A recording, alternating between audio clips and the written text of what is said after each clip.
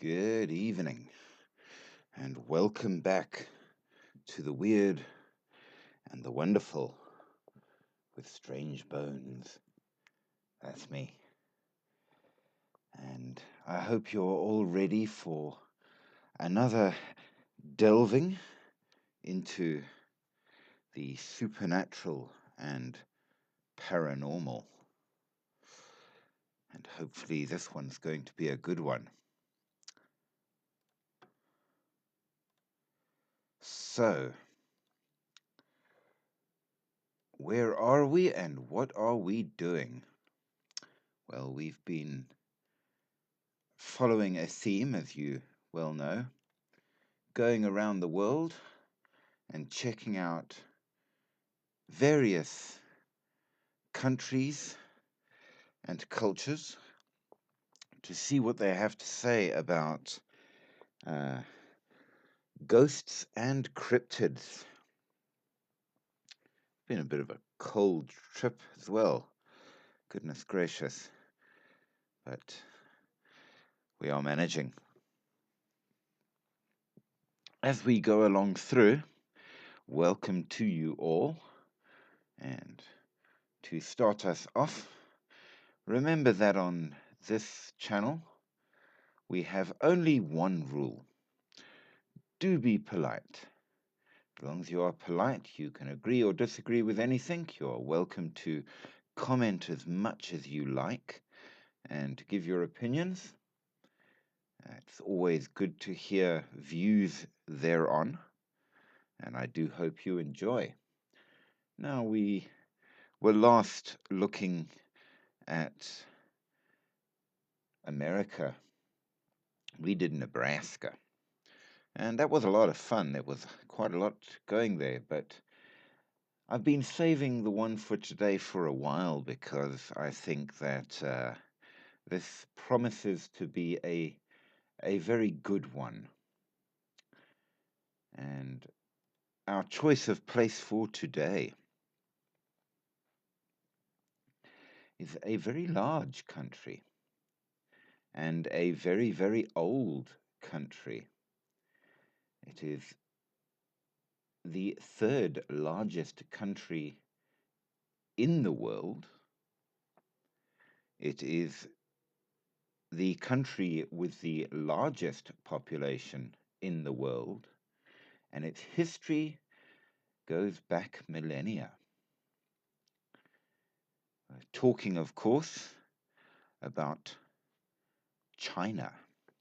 Hey there, subs. It is a country that has, because of its size, mountains, deserts, plains, and coastlands. It borders 14 countries and has a long coastline along the Pacific Ocean. So it certainly seems to be a place where we can expect at least a reasonable amount to give us something to talk about. It's obviously got a very old culture with all sorts of traditions, and I think it's going to prove to be quite interesting. So we will begin, as we always do, with the ghosts of China. And as we begin, we know that Chinese folklore is quite rich with ghost stories and legends and haunted locations, from the infamous Fengdu ghost city and tales of hungry ghosts, and even, interestingly enough, a rather interesting set of cryptids as well. So I think that we can expect a reasonable amount there. Fengdu Ghost City, for example, located on the Yangtze River, has ghosts, demons, and even people that became somehow demonic and dragged people to the underworld. The Forbidden City, another fascinating and important place, have a number of reported encounters with ghostly figures, including a woman in white, and we know all about those, headless apparitions, and disembodied voices. Of course, we have to talk about the Great Wall, which is quite an old structure built with the lives of many, which I think will be fascinating. And of course, there are several other interesting places, including certain locations known as the execution grounds, which I think is quite promising in that regard. So they also have a number of specific types of ghosts, which I think will be very interesting to look into as well. Hey there, G String. So, as we get going in our little trip into the strange world of China, we shall see what we can do to show the more interesting varieties of all those things.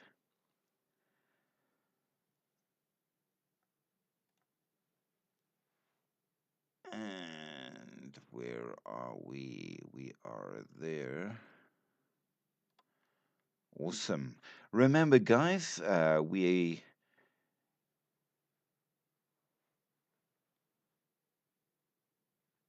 exist by your kindness. So send plenty of likes. Thank you very much to G String for those likes. Uh, like, subscribe, share, all the good stuff so that we can keep this going and do more and more and more. But we shall begin. And we are going to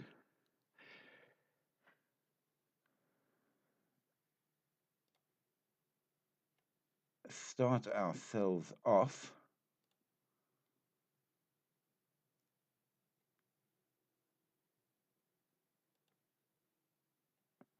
with the hauntings of the Forbidden City in Beijing.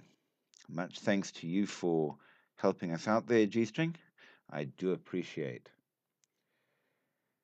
Now, some of these stories are kind of weird, but nevertheless interesting. We have a haunted cow pasture. That's not one I have encountered before. We have ghosts in a bank vault. I quite like the idea of that. And poltergeist activity in a 2023 Toyota Tacoma. So that promises interesting things. Hey, Akshara. Now,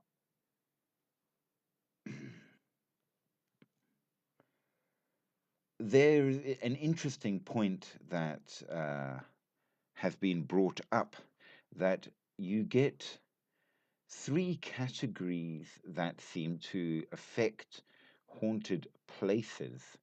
And I just thought this was an interesting point to have a look at.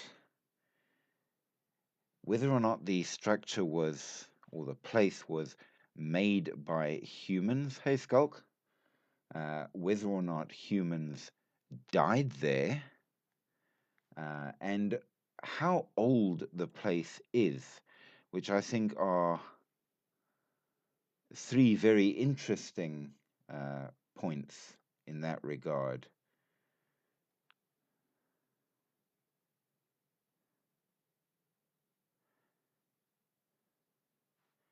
Now, as we go along through there,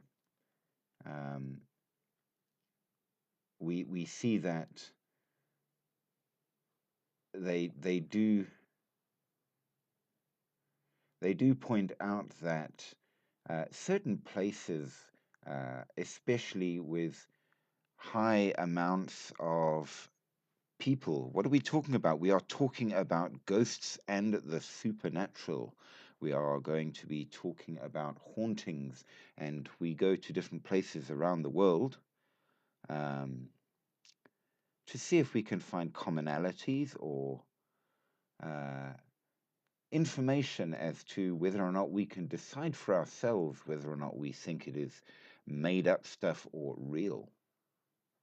But as I say, we are talking about certain places. Hey, Elise, welcome, welcome. Good to see you again. Uh, we talk about places that have lots of people, will obviously have a great deal more places that. G String, why are you blocking all of the people that are joining the live? What is happening, sir? Do let me know.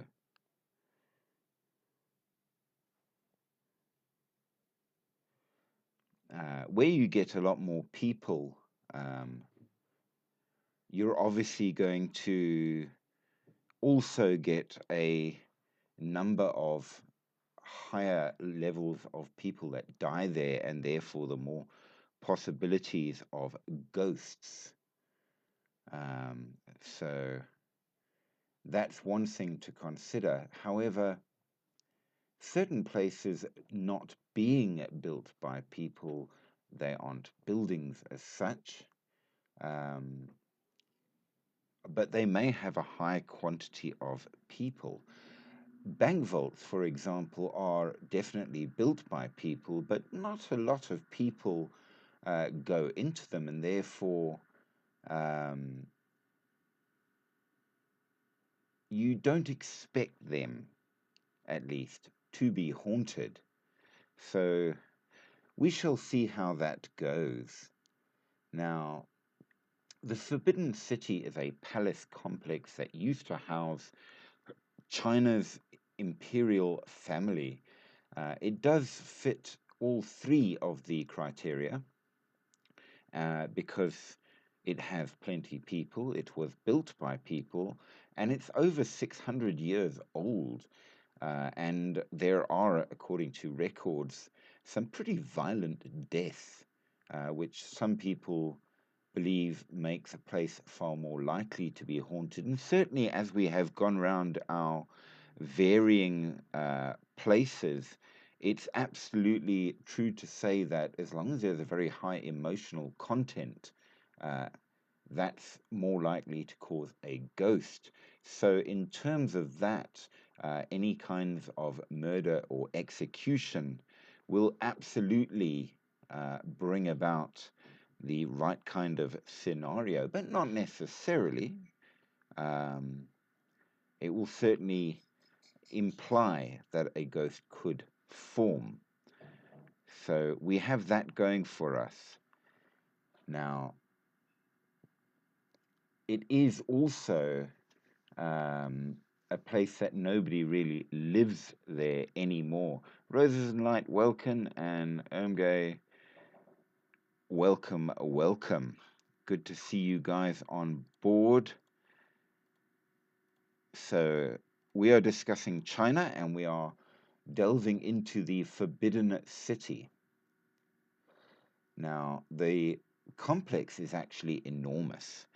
When you really look at what the Forbidden City is, it is built up of 22 hectares of land, which is huge, with nearly 1,000 buildings and almost 9,000 rooms. So, not a little place in any manner or form. And with all of that history, you would think it would definitely hit the top place of all in terms of haunted places. So there is that as an absolute certainty. The last person who lived there, however, Puyi, was evicted after a coup in 1924, and now it is nothing more than a giant museum. So stories are a little difficult to get out, if you can imagine. Um, and I dare say, if anybody tried to do one of those ghost hunting things in the Forbidden City, even if they were allowed, I think it would be a situation wherein, uh, quite honestly, you would probably discover that they just never finished. I mean, let's face it, when you're talking big, it doesn't get much bigger than that. So, certainly, we will do our very best to at least touch on the subject, but as you can imagine, it's going to be a little difficult. But reported hauntings, um, they start off with orbs and mists, and that absolutely does fit in with hauntings that we've encountered all over the world.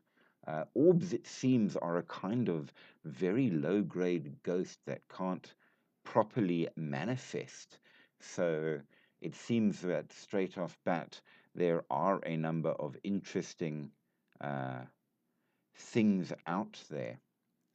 There are also the mists, which often do turn up in terms of ghosts and things. Hey, LM16 and Brody, welcome, welcome. Glad you are here.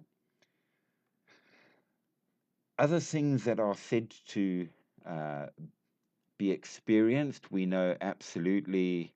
Um,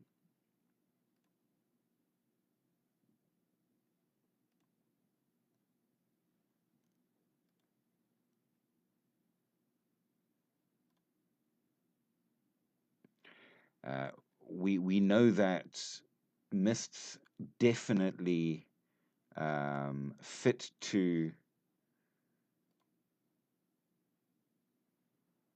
all sorts of um, hauntings around the world. In fact, in Nebraska, we had several places where mists turned up.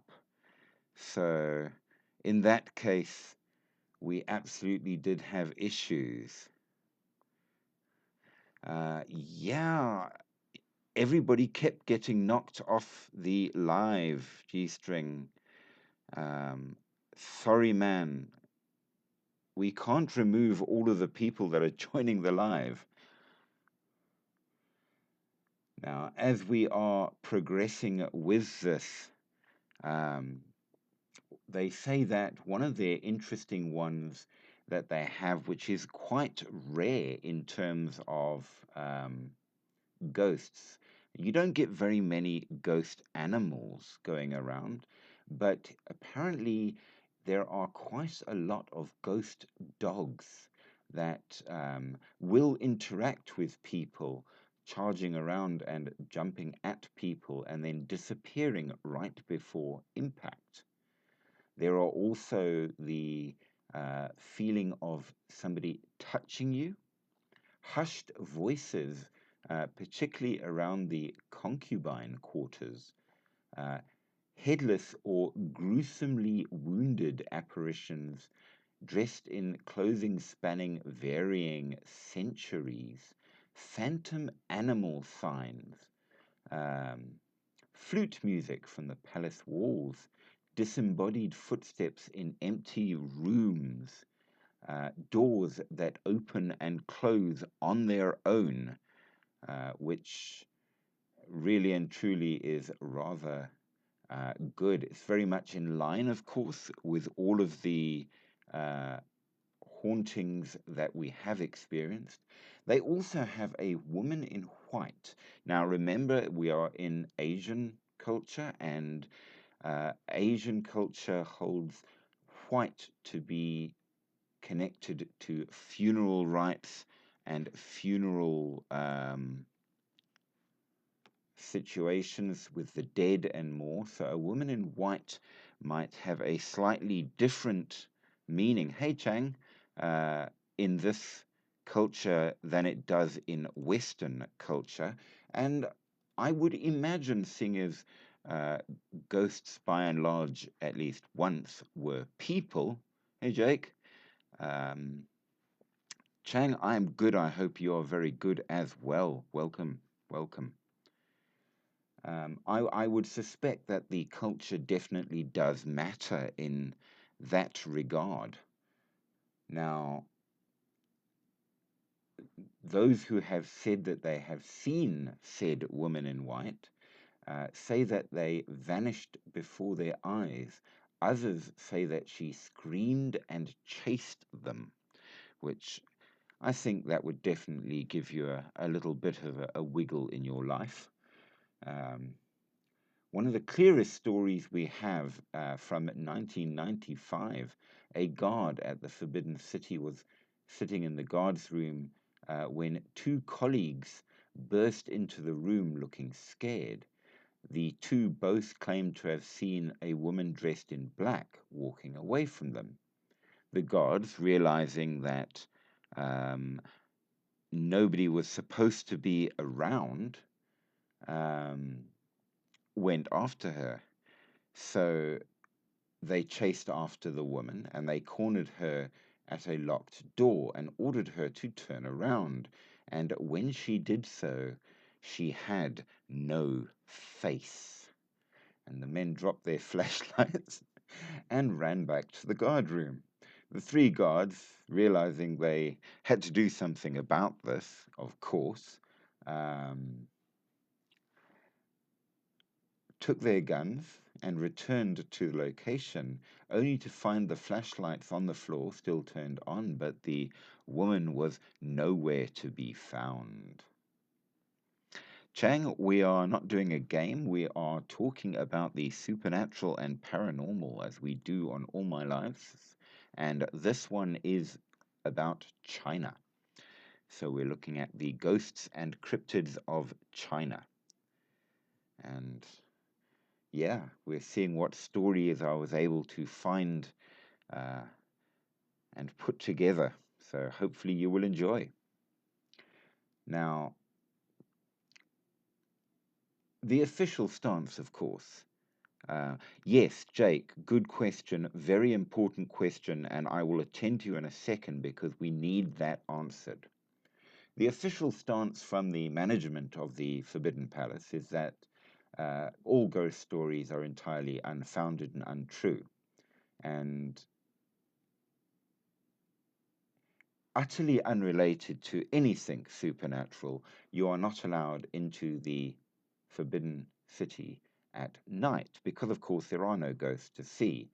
But maybe there is, and maybe there is more. We know that over the course of history, there are absolutely multiple occasions that should cause an occurrence of ghosts. So, I mean, hey, it's been around over 600 years.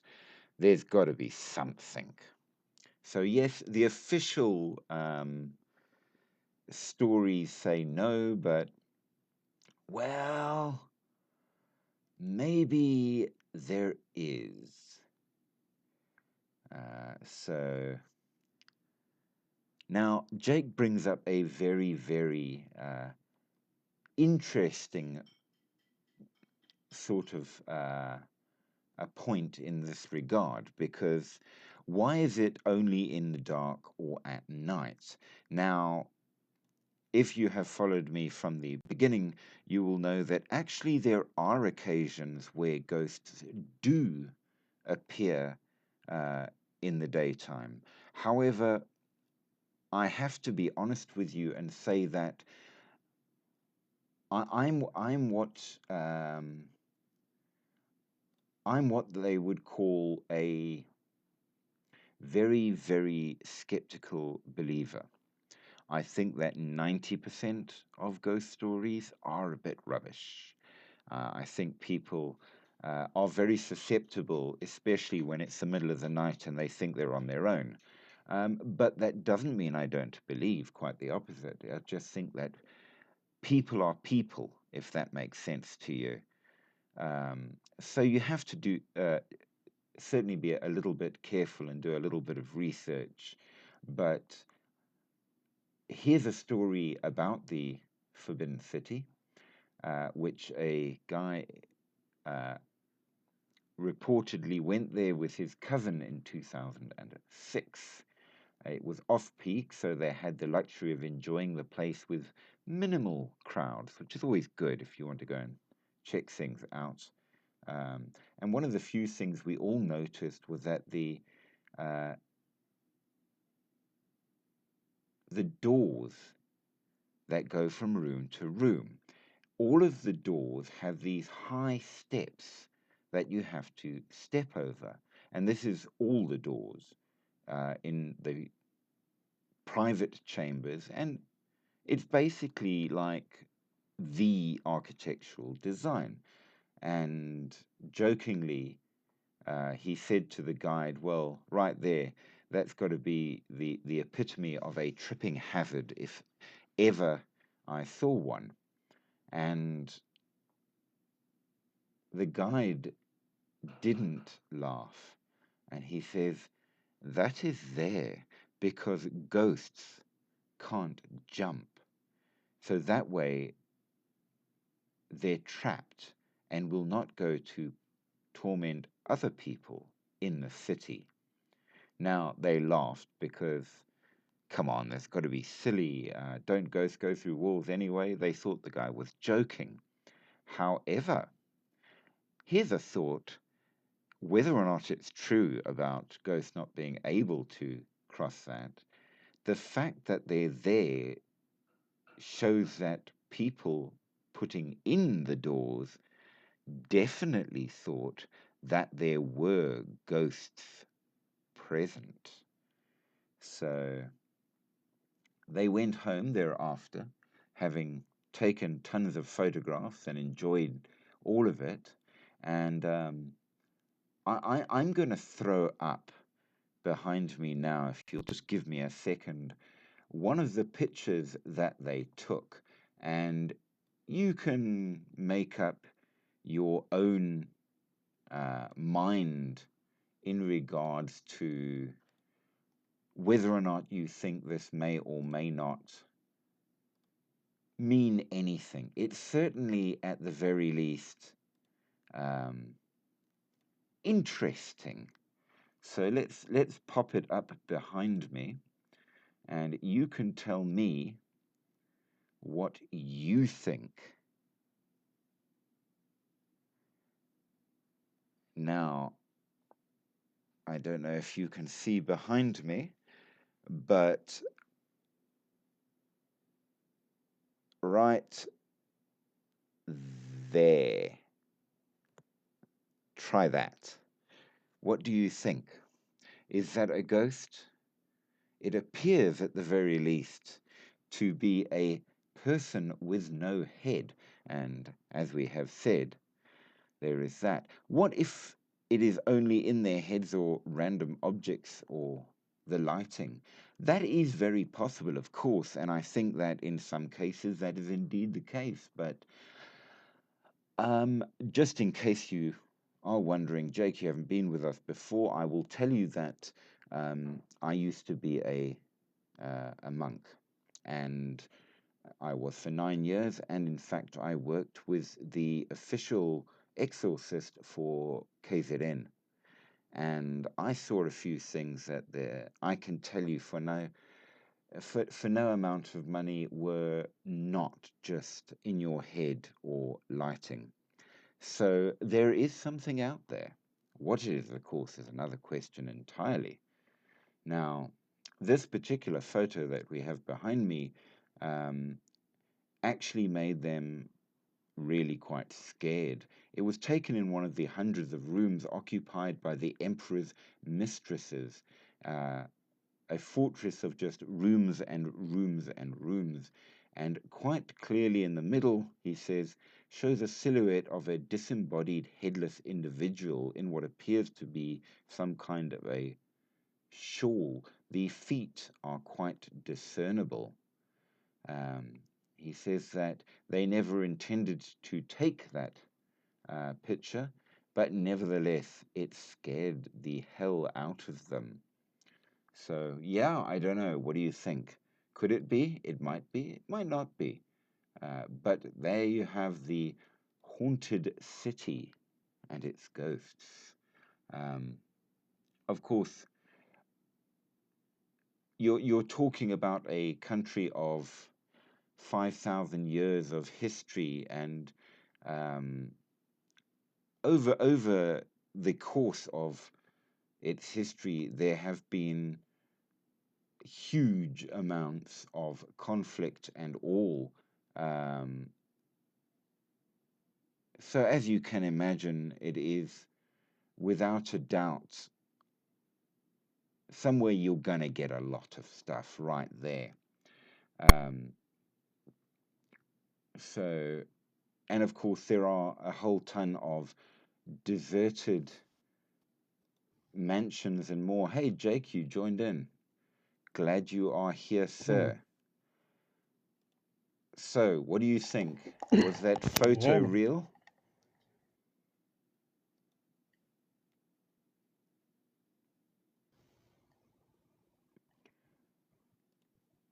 So, as we go around, look, I'm going to be blunt and say that there must be a lot of stories that really are not true. I think that's very fair. Um, but there must be some that are. Um, there's just too many, shall we say. Now, the Forbidden City is probably the most famous of the stories. Um, so from that perspective, we can at least say there it's at the top of the list, but by no means is it the only place at all. We can go down the high street of Hong Kong, which nowadays, of course, is an amazingly modern city, but obviously it has been around for a very, very long time. And in the Sai Peng community complex is one of the scariest of the locales in High Street in Hong Kong. It was built in 1892 as quarters for European nurses, and it looks very eerie just in and of itself, with its stone arches. Hi there, Avid Badana. How are you?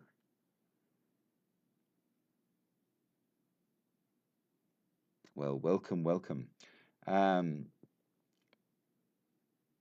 But its history, of course, is quite frightening. Guys, why is he naked? Hello, Hello, man. Hello. how are you? I'm fine. I'm glad to hear it. So, welcome to the Where live. are you from? Where am I from? I'm from South Africa.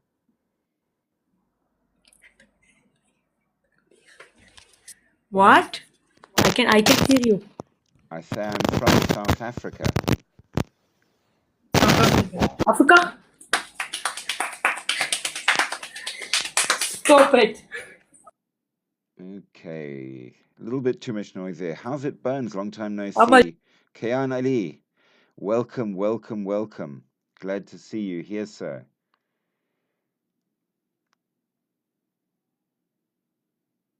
Now, my mod has jumped Okay, in. I will mute. I'm sorry, okay, bro? No problem, no problem. Okay, so during during the Second World War, the Japanese troops obviously took over the building and used it, of all places, as an execution hall. After the war, it was converted into a mental asylum. And in 1961, it was abandoned. It's now badly scarred from 2 fires, but it certainly fits exactly to the kind of place we would expect ghosts. I mean, if people are executed there, uh, yeah, that, and as we know, during the war, the traditional method of execution that the Japanese used was through beheading. So, yeah. Now, over the years, there have been repeated sightings of a person dressed in traditional Chinese clothing on the second floor who bursts into flames. That's quite an interesting one. I have not encountered that before in all we have done so far. Other sightings include a headless ghost running down the corridors. Again, Jake, yes, right there in the middle of the night. I always think that if a place is haunted, really it should be haunted at all hours, not just at night. And some I have seen are, but I suppose people go looking for ghosts at night, and when they find them, they think of them in terms uh, of the night. Maybe we are just more scared at night. Maybe there are other reasons, it's not always sure. The second of most famous haunted place of all, of course, is going to be the Great Wall of China. It couldn't not be. And it is known as one of the world's greatest wonders. Uh, It's known for its 5,000-mile long length, and during the construction, an estimated 1 million soldiers died building the wall. So, you want people dying there? I think we've got it. Absolutely, absolutely.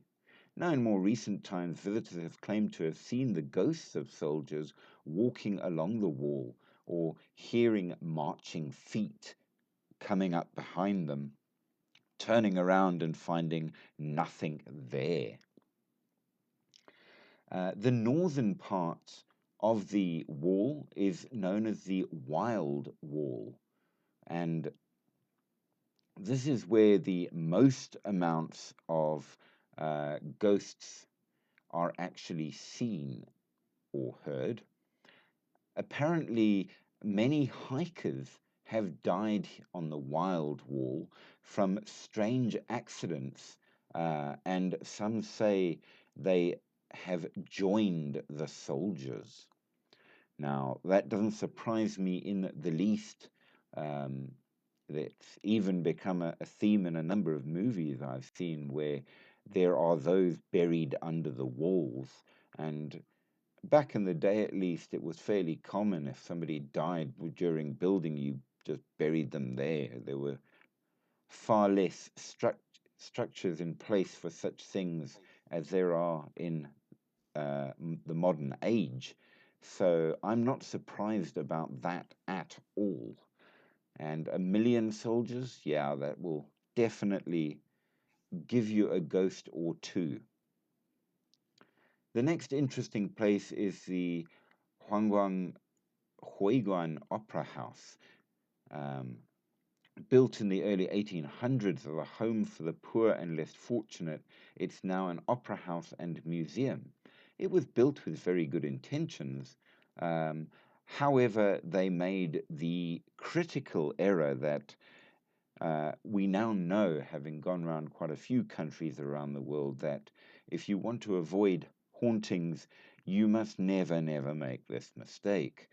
It was built on the top of an ancient graveyard. Um, and that right there is what you should not do. Ghosts have been spotted there since uh, it was built, basically. Allegedly, and here's a story that we will add to our we will see if this works out with other places type questions. Allegedly, a housekeeper was hired who was so disfigured by leprosy that he kept the ghosts away. I wonder if that actually works. I suspect it wouldn't, but there you go. Maybe he managed to convince them of it to get paid. Many Excuse visitors, me. yes, Is leprosy a disease? yes. Okay, so basically what happens, and this is an interesting thing. There's a lot of stories about leprosy, and it's not well. Oh well, nowadays it is, but in history it was not well understood. Leprosy itself is a disease, but it doesn't actually disfigure you or do anything to you like that. What it does is it damages your nervous system so you can't feel. Okay. And the reason that's important is think logically. If you touched a hot pot and you would feel it was going to burn you and you would immediately pull your hand away so you wouldn't be seriously injured.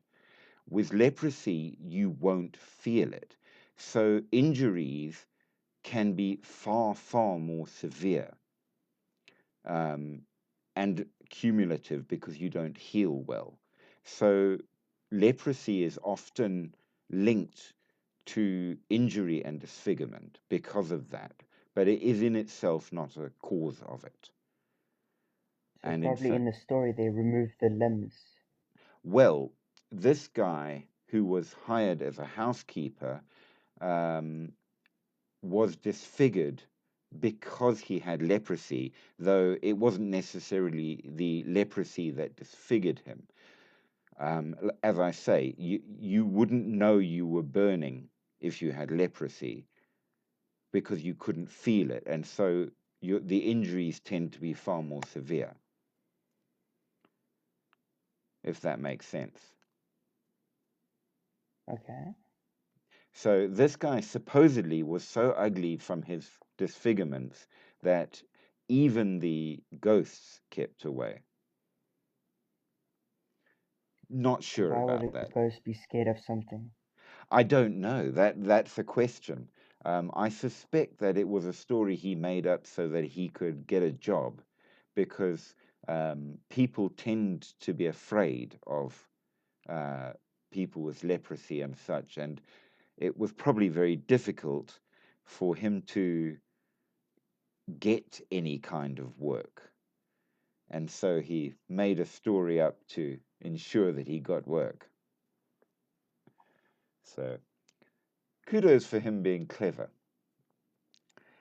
Now, visitors to the place do say that they have heard ghosts speaking, people shouting, and if you throw anything in the courtyard, um, you might quite well hear somebody scolding you for doing so. So it seems the ghosts still live there.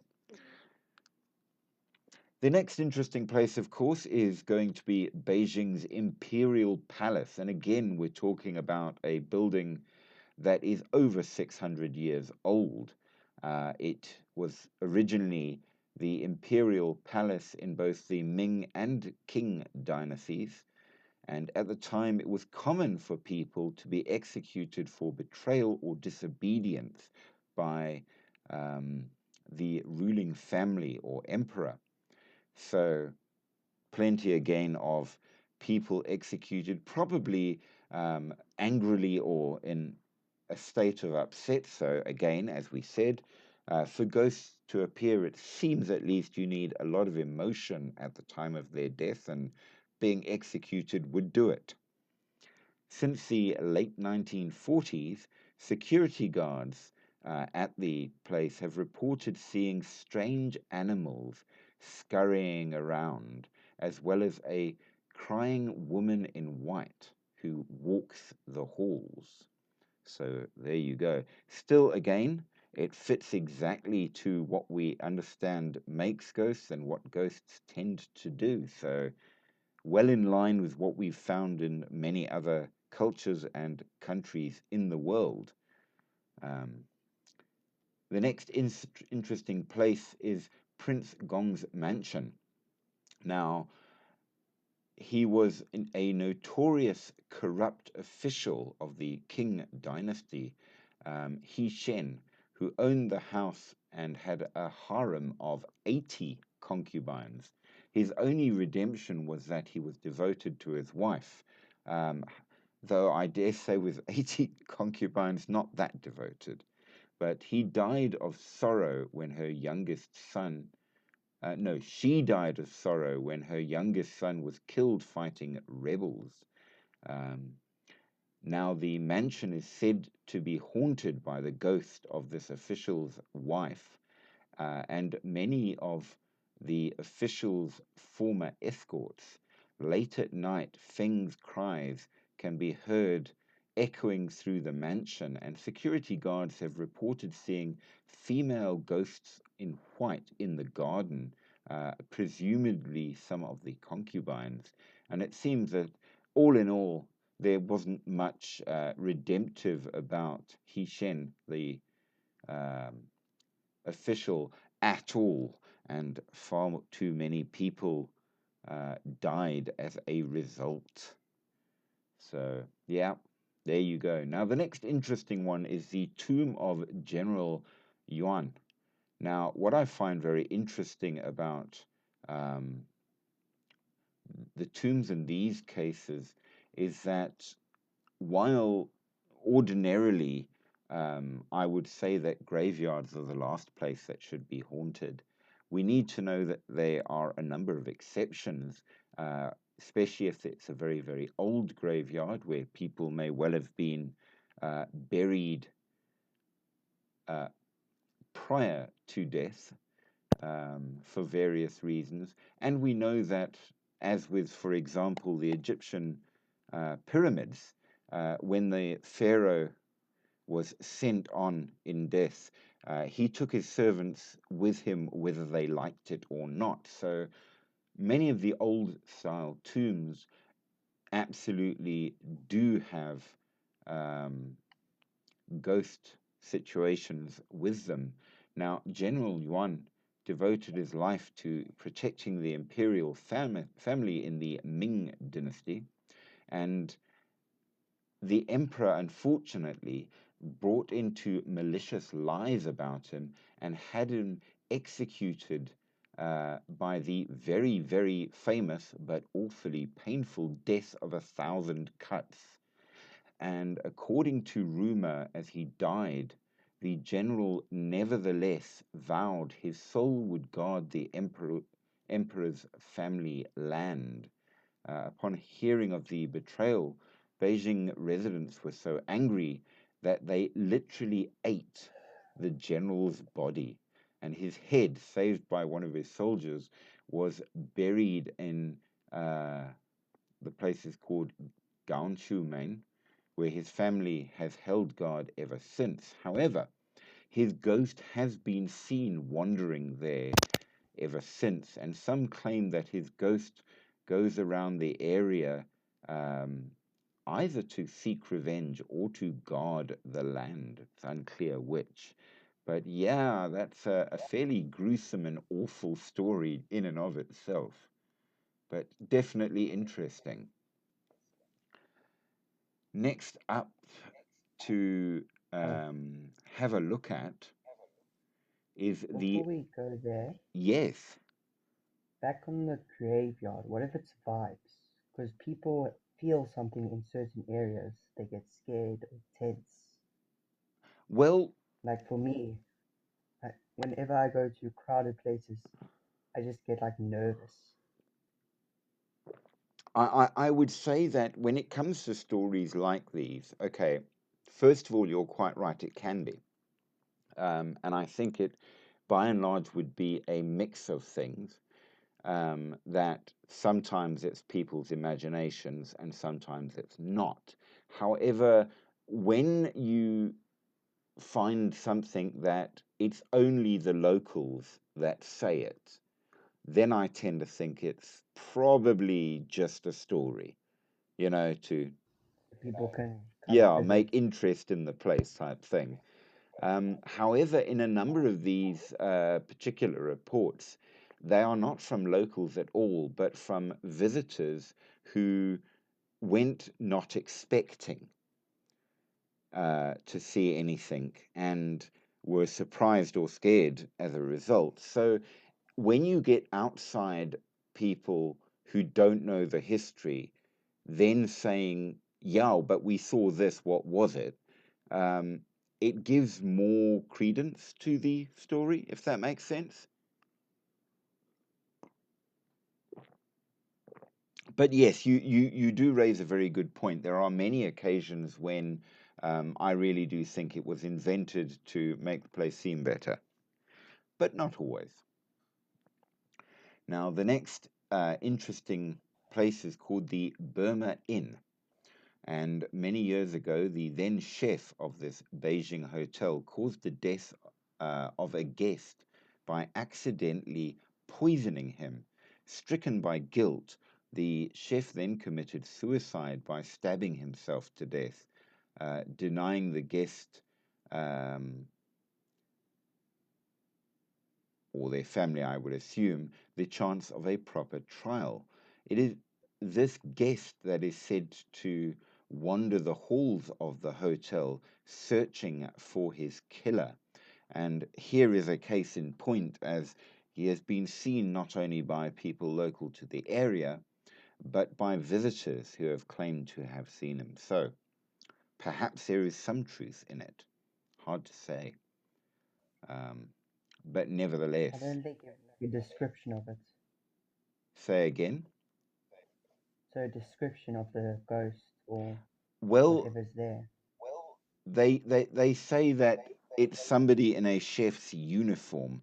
Um, I don't know how easy it would be to identify a specific person, because I suppose it depends on how clear the ghost appears. It seems that this one is visibly not a normal person. You can tell that it's more of a ghost, slightly transparent or such like. Um, I suppose you could argue how many chefs are necessary, or no, that actually is a good point, and I wonder if that isn't showing that it is a little bit of a weird one, because it's not the chef that it haunts; it's the guy that was poisoned. So perhaps it was a bit made up to spice up that story. You might have a point there. All right.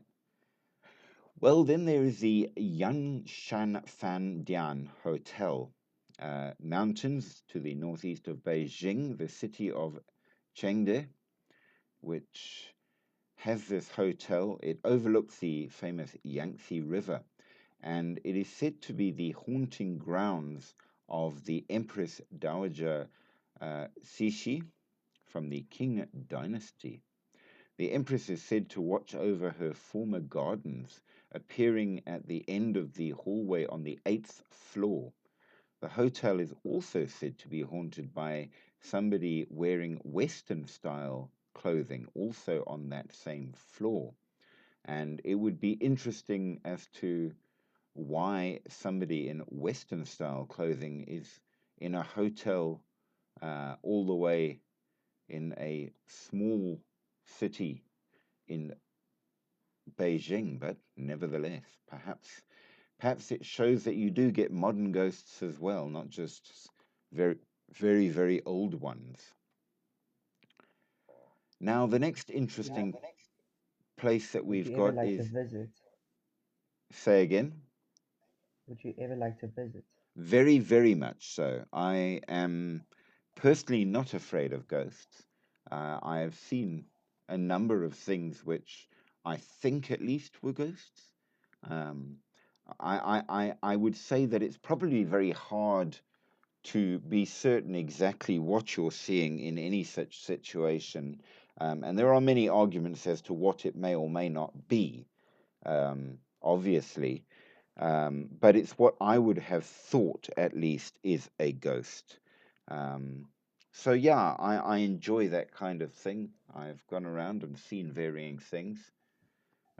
So, yeah, I would visit, absolutely, and I would enjoy it. Would you prefer not to? No, I would like to because I always want to understand what's not there. You know? A- Absolutely. And case in point, this whole live was based on that fact. I want to know what it may or may not be out there. If it's all rubbish, fine. But if there is some truth to it, then I want to know it and see it and hopefully understand it. So, yeah, I'm right along with you. Now, our next interesting place is called Dead Fengmen Village. In the north of China, apparently, there is a village that still follows its traditional culture, and it's made popular by hikers due to its many hills and forests, which is apparently very beautiful, but also has come with dangers because it seems that there is a ghostly hiker. It's said that this hiker who was camped along the river outside the village with some friends climbed up onto a ridge above them, intending to scare them by calling out their names in the dark. But to his surprise, when he went up, he heard a strange voice calling his own name back to him. And according to the legend, at least, there is a somebody, perhaps this dead Fengmen, that haunts the area and is known to call out to people who are walking around. So, I do know a story of somebody who I was actually with when I was stationed in the military, and he was one of these guys that he was an absolute atheist. He was one of those fellows that if you can't pick it up and hold it, it's not real. And we were on guard duty the one night. There were only 4 of us out on a fairly remote place, and basically what happened was one person would be on duty and walk what was a fairly small area, and the other 3 would sleep, and then at the correct time swap over as you go, as you can imagine. And it was around about 1 o'clock in the morning, and it was not yet time for me to go on duty. I had the last shift, but my bed was nearest the door of the tent, and this guy woke me up, and he was absolutely dead pale. And he said to me, "Is everybody here?" And I'm, of course, half asleep. I'm like, "Of course everybody's here. Where would we go?" He says, "No. Is everybody here in the tent?" And I'm like, "Well, yeah, they're fast asleep. You can see them there." And he goes to the bed, he wakes them up, and he's like, have you been here the whole time?" And we're like, "Of course we've been here the whole time." The other guys were angry because they'd done their shift and they were trying to sleep. And so eventually we calm him down and we're like, "What's going on?" And he says, "Somebody keeps calling me and they know my name." Now, we were way, way out, and we knew for a fact that there was going to be nobody out at all. So we went out, of course, with our torches and things, and we searched and searched. There was nothing there that we could see. But he said that whoever or whatever it was called him in the dark and knew him by name. And we all knew him by his nickname. We didn't even know his first name. We just knew what everyone called him. So the fact that it knew him by name was quite interesting. So did he encounter a ghost like that? I don't know, but it scared the pants off him, I'll tell you that. But Probably his anyway, dream. no, he was awake. He was on duty and walking around the property. Oh, he was walking around. He was on we were asleep. He was on duty, woke us up. And we were well away from pretty much anywhere by like a good 1,000 Ks. So there was no chance that there was like a nearby town or anything. So yeah, make of it what you will. The next thing is the Tuanmun road, described by a lot as the zombie road, basically because it seems that quite a few people have died on this road, and according to the stories, it is the ghosts that kill them.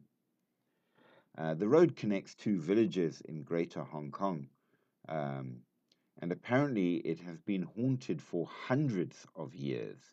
In the last couple of years alone, around 300 people have died on this very treacherous road.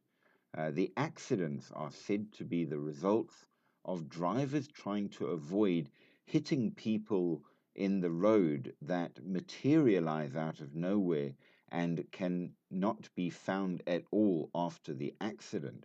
Some drivers have even reported that the ghosts took control of their vehicles.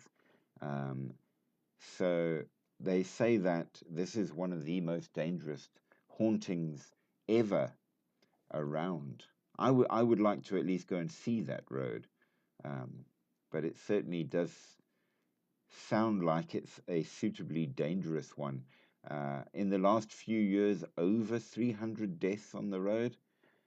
I've got to be honest, it sounds like a road in South Africa, but we won't go there. But there you are. You live in South Africa? Yes, I do.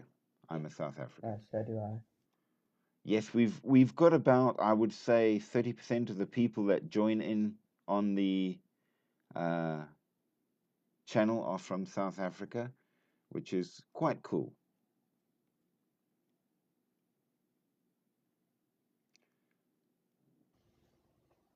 Now, as we progress, it wants me to re-sign into that. Oh, that's annoying. Give me 1 second to pull up our next place of more modern stories, at least. There we go. That should get us sorted. And Do you dream? say again. Do you dream? Do I dream? I dream quite a lot, yes. Yeah, but so far for many years, I haven't even had my own dream before. You don't think you dream? I never dream for some reason. Even if I try to remember it the minute I wake up, I always have to make my own.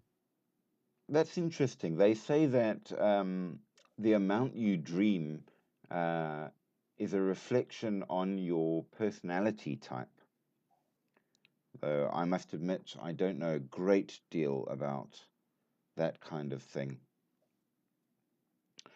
But the next interesting spot that we are going to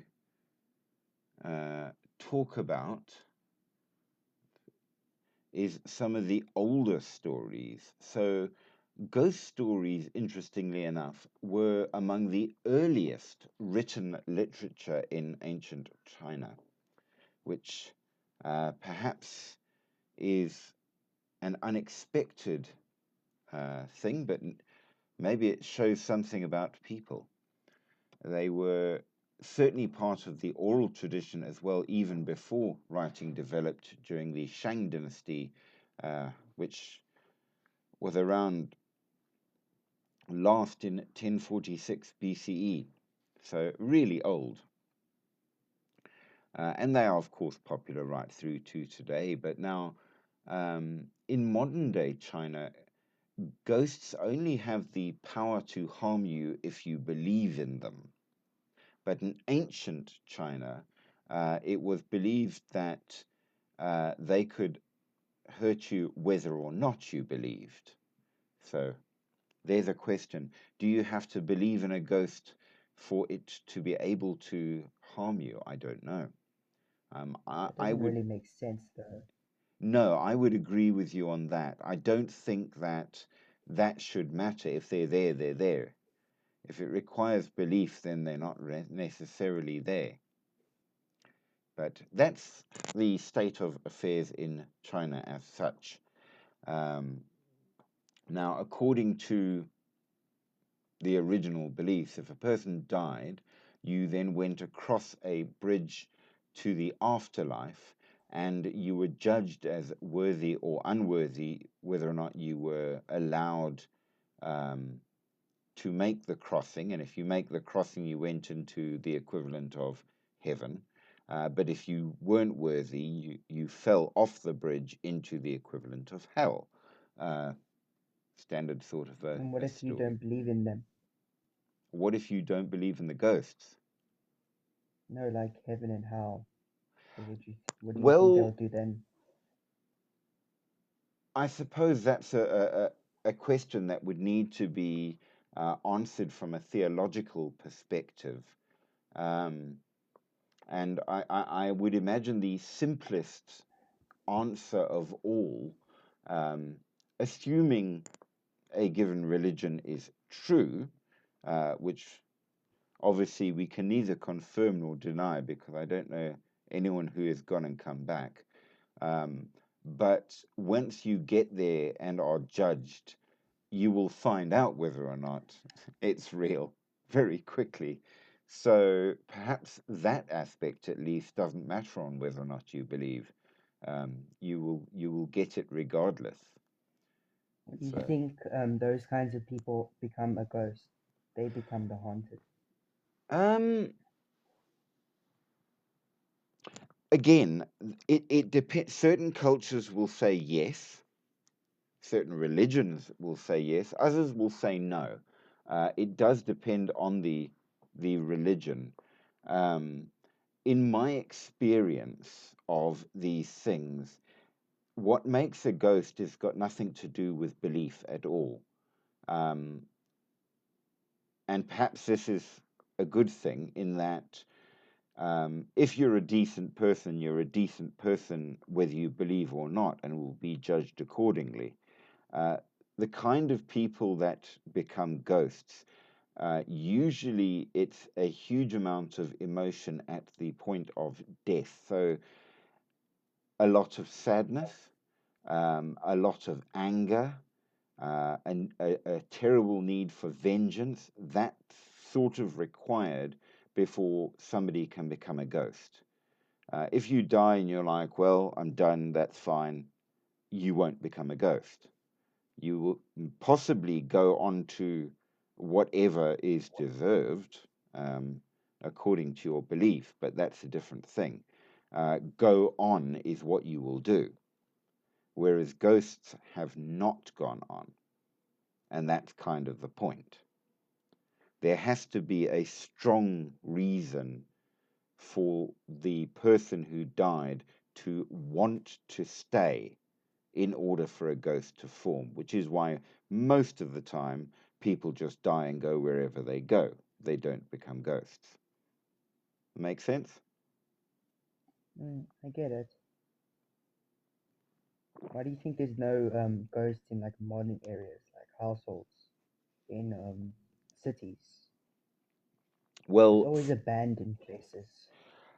um, I think the stories tend to be about that. In my experience, that's not the case. The most ghosts I ever encountered were in a fully functional and working modern hospital. Where death lies. Well, yes, that's kind of the point. That's where a hospital literally is, where a lot of people die, as opposed to somewhere where you, like a graveyard, at least a modern graveyard, now that we've got decent medicine and such, you should get no ghosts haunting a graveyard because nobody dies there. Roads, yes. Battlefields, yes. Hospitals, yes. Right there. Museums as well, but for different reasons. Those are the places where people go and therefore where people are likely to die. So yeah, you're quite right in your thinking. Now, in the original Chinese view of things, when one died, you had not just should or it's nice, you had to get the proper burial rituals. And if you didn't, then the soul can come back as a ghost to haunt the living. So not getting treated properly would cause a ghost to form. So yes, so the importance of proper burial was very, very big, and there are varying ghosts as a result thereof. So in China, the ground under the earth was considered the property of the gods. Cemeteries are located outside the towns and cities, where the earth spirits known as the Tudigong would deal with that kind of thing. And you couldn't just go and dig a grave anywhere. You have to first honor the gods, the local spirits, and using varying means, get the land from them. So rituals are very, very important, and failure to do it correctly, this would cause difficulties. So as you can imagine, there was a whole system that went around this, even to the degree that you got what they call ghost money. And basically, this is symbolic blessed money. It's not real money, but it's specifically used in order to purchase land from the spirits and the gods to allow you to bury somebody there. And it had to be done properly. And if you didn't, as we say, ghosts. Bad omens. So absolutely. So once all of the things were properly done and you burn the special money at the grave site so that it goes to the spirits and so on and so on, then you would be allowed to bury a person properly, and the dead person would go to the bridge where they are judged, and either way go on, not stay behind, which is the important thing. You want them to go. And there were all kinds of rules and what's and what's. Now, in the old Chinese view, there are two parts to the soul, the Po and the Hun. The Po is the yin aspect associated with darkness, water, and earth, and the Hun is the yang aspect associated with light, fire, and the heavens. So you actually have two souls, and you need both to be a person. And after death, either one of the two aspects can return as a ghost in different ways. So you get two kinds of hauntings, just to complicate your ghost. So where you get a ghost haunting a house where they once lived, haunting relatives, or appearing to strangers for help, they are all one kind of haunting from the Po side, because the yin spirits are still attached.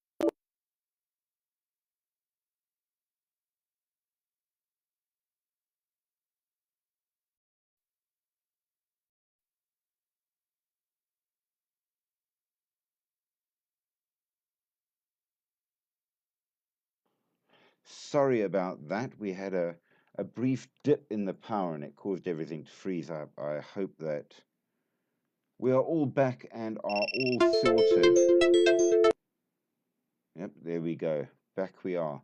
But of course, as you can expect, my camera is frozen, but we are still live and I know you can hear me. So I apologize for the frozen camera. So we are clearly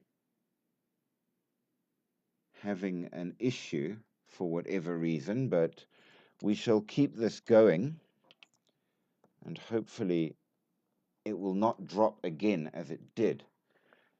So we are talking about the different kinds of hauntings in ancient China. So you have the Po hauntings, which are house hauntings and relative hauntings, and that's because it's connected still to the earth, because proper rituals were not observed to release it from the earth. Now, one of the best stories of this type is the one about the ghost of a young girl who visits the home of some of her brothers. And the spirit was so irritating that the brothers caught it and put it in a bag and threw it down the well. The next night it came back carrying the bag and haunted them again. So they stuffed it back in the bag, tied a rock to it, and threw it in the river. But the next night, this ghost, how they caught it, I'm not sure, but it's a story. The next night, the girl came back yet again, and so they put it in a hollowed log, capped each end, and set it adrift on the river. And the spirit thanked them for proper burial and never bothered them again. Now, of course, basically, this kind of story is a particular one that is designed, if you will, to teach you that you are supposed to do a proper burial, and to not do so, as you can imagine, would.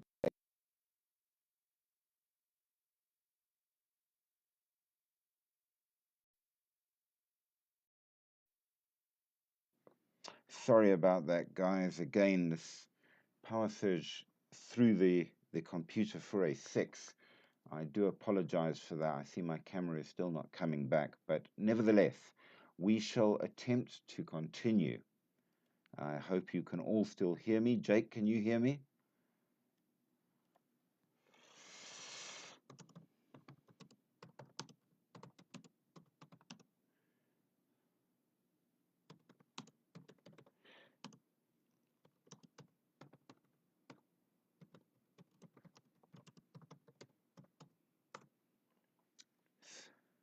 Um, yes, so you can't touch a ghost. That is correct, Jake. You cannot touch a ghost. I believe that this would be the kind of story that you would call one that is designed to encourage people to do proper burial rituals. More than that, it's a true story at all. Remember, we are talking a very ancient story. The Hun hauntings were different because the Hun is not attached to the body per se, and this includes stories of spiritual possession, ghosts appearing as though they are still living, or ghosts taking revenge on the living. These are all Hun hauntings. Because the Hun is the rational part of the person, their personality, it was thought that this is the part of the person affected by illness in life and the astral self, as it were. So you get these two types of hauntings that they believed in, that may or may not be important, but that's how it was viewed in ancient China. And the stories in this regard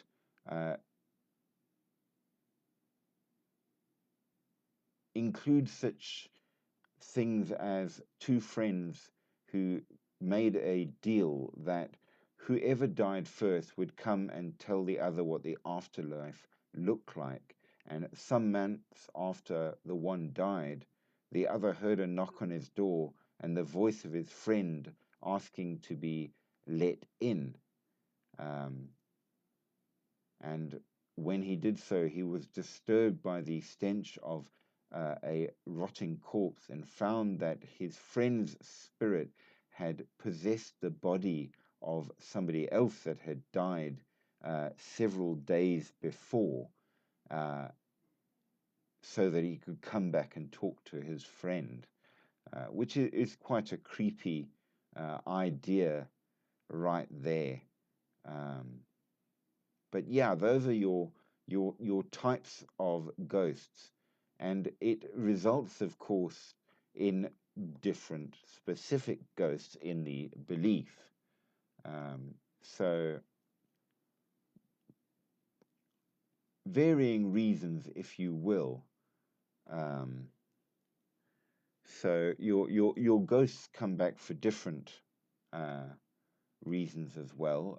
The most dangerous of the ghosts was the Shuigui, which is a water ghost, in which it's the spirit of somebody who drowned and whose body was never recovered and therefore didn't get a proper burial.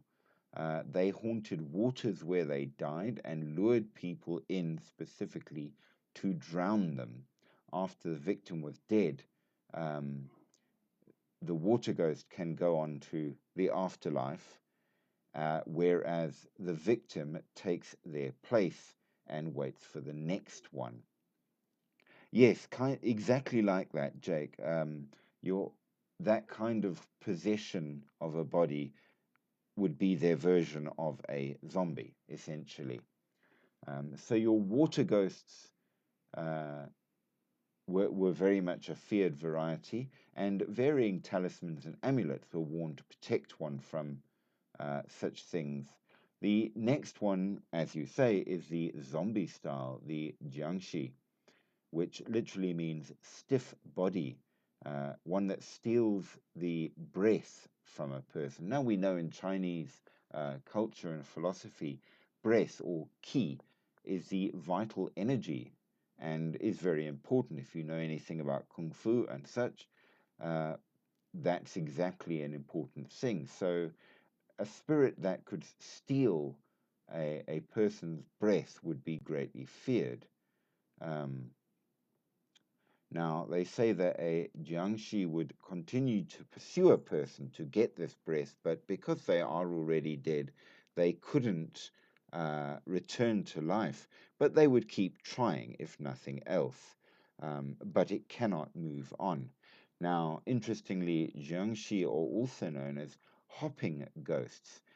Because they are stiff, they hop instead of walk, and they are predatory ghosts, which by and large are sort of the Chinese version of a vampire, except instead of blood, they are taking your essential breath, and they jump. Now,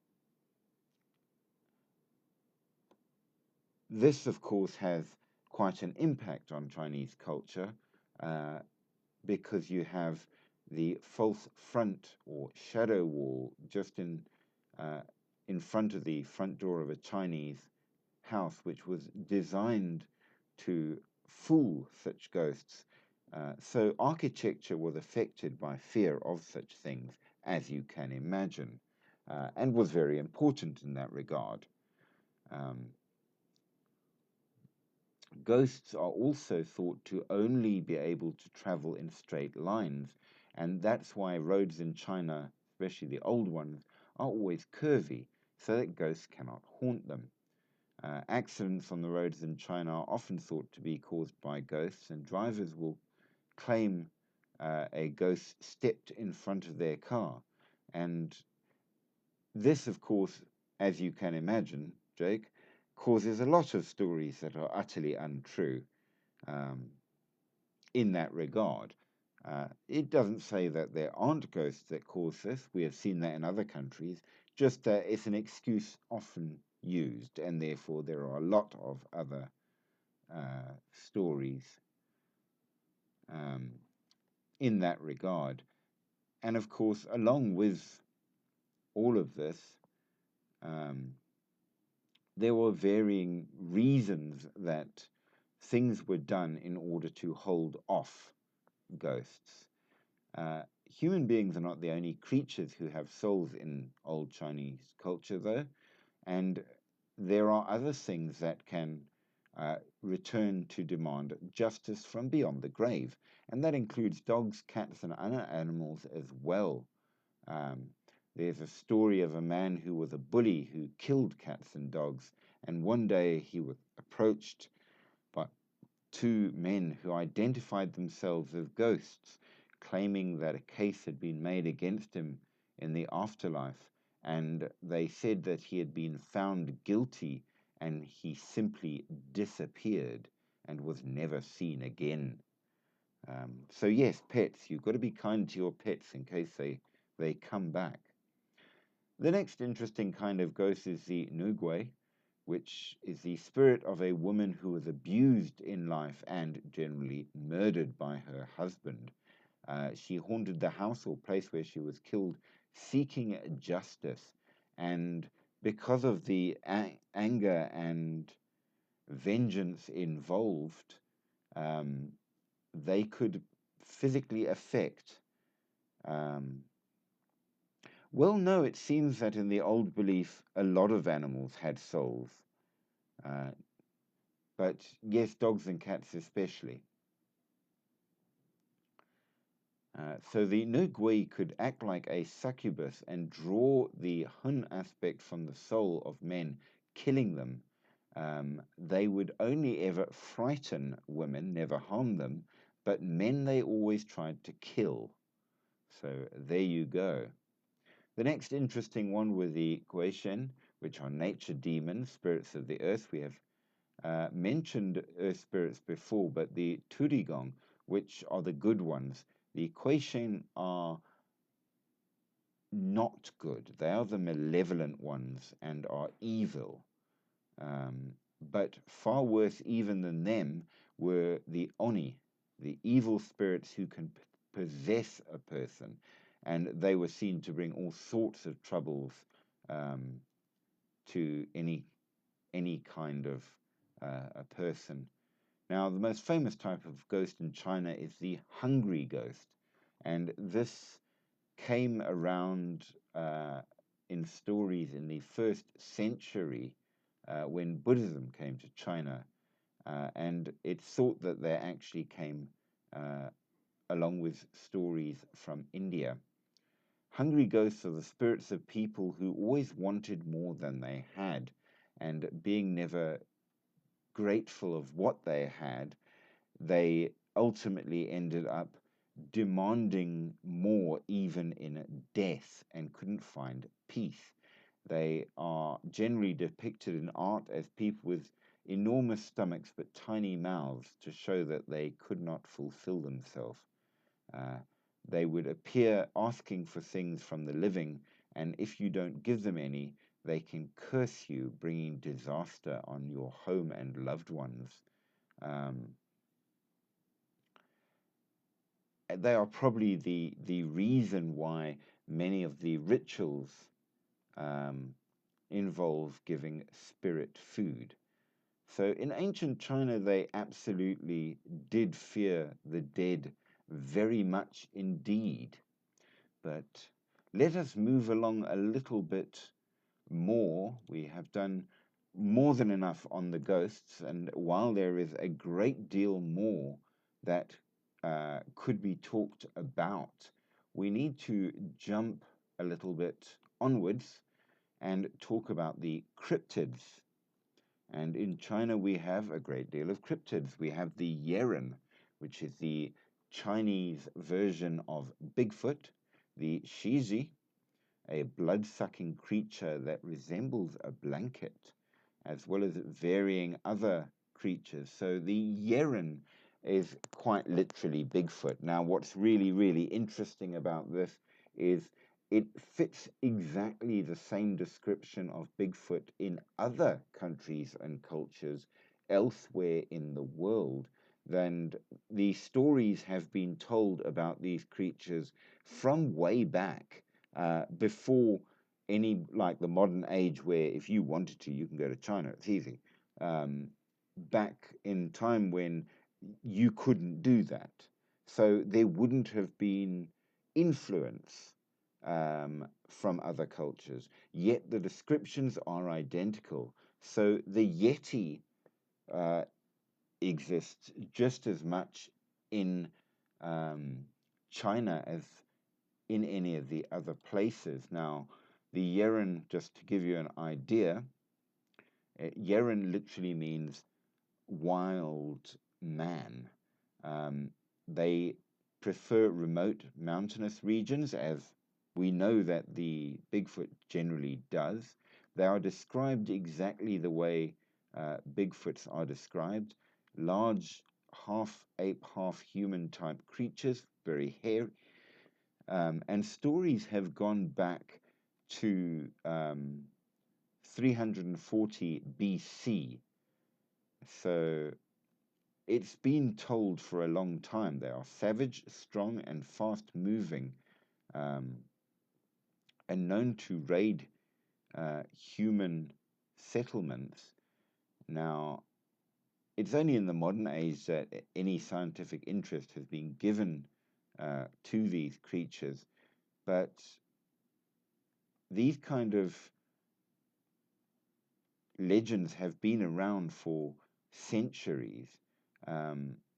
There are those who have claimed that they've seen them. And after 1976, there was actually a number of expeditions launched by the Chinese Academy of Scientists to investigate eyewitness accounts, footprints, hairs, and so on, looking for these Yeren. I don't know if they actually did find anything, but nevertheless, it was thought that they might in fact be a giant ape of some kind, or a slightly prehistoric variety of human being. But nevertheless, the Yeren exactly described the way Bigfoot is, the way Yeti is, and all of those as well. So, did they exist? Maybe.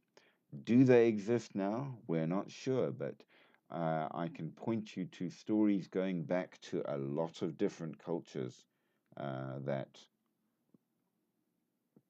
literally seem to imply, at least, they are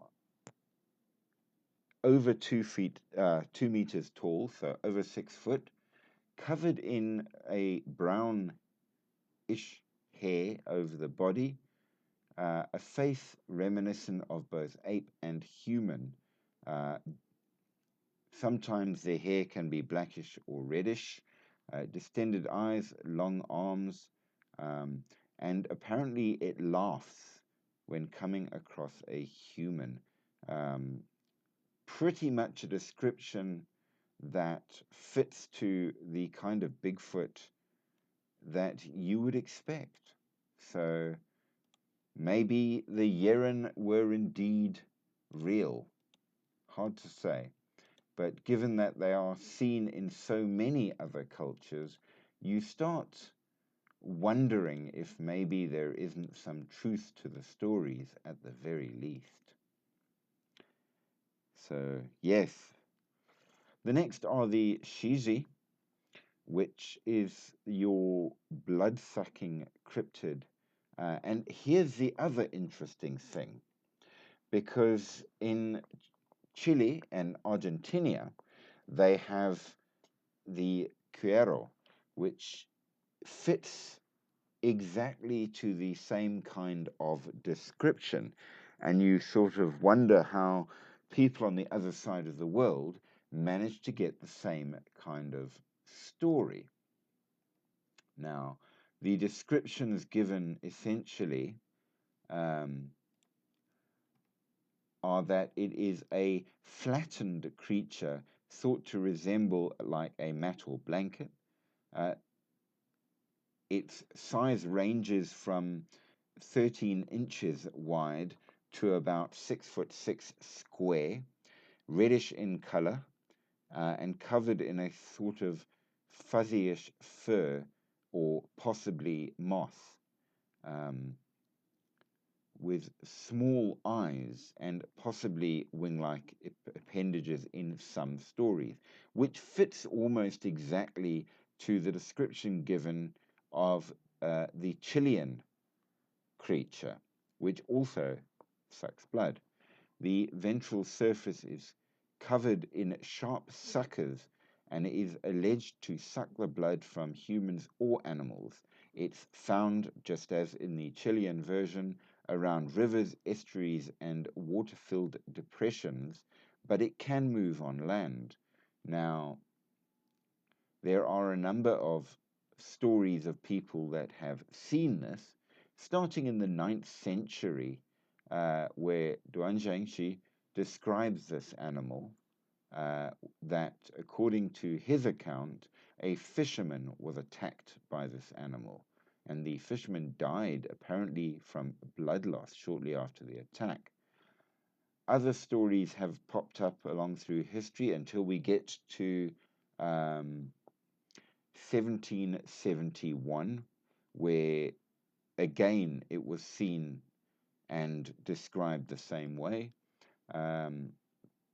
1976 and 1977, a young girl swimming in a pond in Yunnan's Rili County was allegedly attacked by a shizi, which wrapped itself around her arm so tightly that her father was obliged to cut off her arm to free her.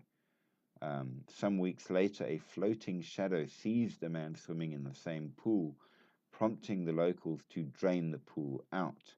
They found the man's body still wrapped tight by the creature. It was again seen in 1993 and 2000 as well. Again, a fisherman attacked, and described it pretty much in exactly the same way. So who's to say? Maybe this is such a creature that might exist, or maybe people just made them up. It's very interesting, however, that the description is exactly the same as in Chile. So who's to say? The next interesting one, I think, is probably not real, but it certainly makes a great story and is known as the Shangzuangzai, which means mountain crasher. No problem, Jake. It's been great having you along. I'm glad that you were a part of the chat, and you have a great evening. Now, basically, this has been apparently seen in a number of provinces and is a gigantic wild boar. And I would probably say it's the kind of creature that is probably what we call, cheers, buddy, a memory of a prehistoric version of the creature. So we know that quite a few animals had much larger versions back in the day.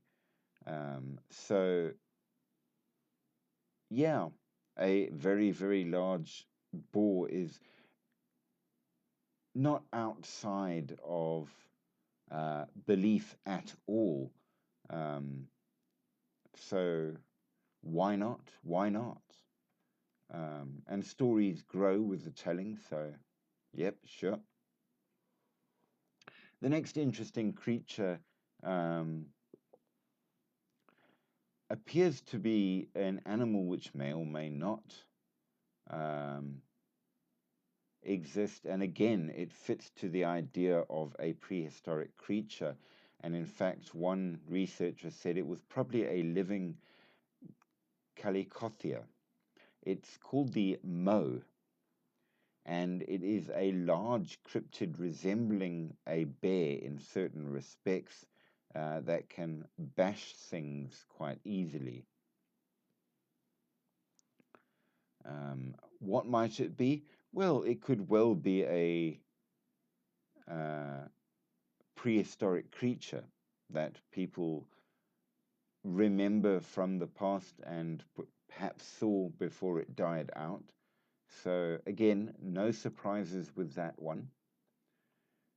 And then, of course, we have the very expected creature known as the Lung, and basically it's a Chinese dragon. It has apparently been seen as recently as 1902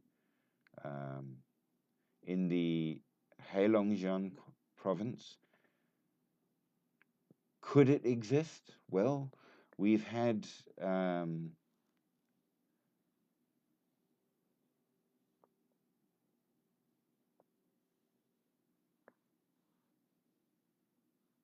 all sorts of argument about the pronunciation. I've probably screwed up the pronunciation of everything. So if you're Chinese and listening, then I apologize. But nevertheless, dragons absolutely are a major part of Chinese mythology. So the idea of people saying they've seen dragons is actually expected. Could it exist? Well, you get Komodo dragons. So perhaps, who's to say?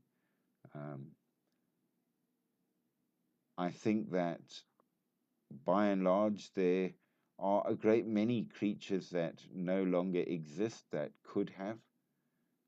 It wouldn't surprise me. What I find most important, I think, is the fact that you absolutely do get the Bigfoot. It's a story that definitely shows the range where Bigfoots seem to have existed and the differences of culture that add credence to the idea that it might actually exist or have existed. So, yeah, great stuff. The ghosts, of course, fit exactly to what I would expect with ghosts. Simply that the way that people say ghosts exist in other cultures and countries fits too. So it seems that in terms of ghosts, at least, while there are cultural biases and cultural additions, if you will,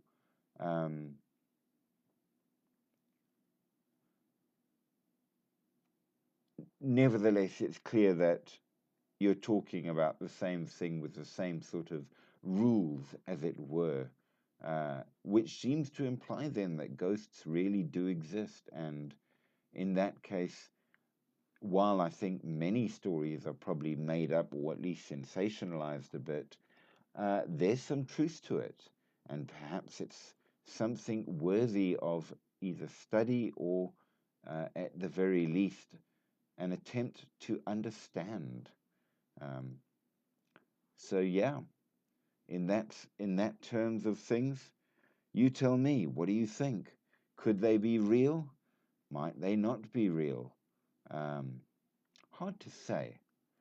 But if nothing else interesting, and I think it would be fair to say that while we have barely even touched on the many interesting things that might be found in China, it's given us a good idea as to what might be out there, and absolutely very, very interesting stories. And with that, we have rounded off our live for tonight. And thank you all for being with us. Remember, like, share, subscribe so that we can keep the channel going. Send lots of gifts and more. And I hope you all have a wonderful night. Sleep deep and sleep well, but sleep with one eye open. And perhaps keep a holy object near at hand, just in case.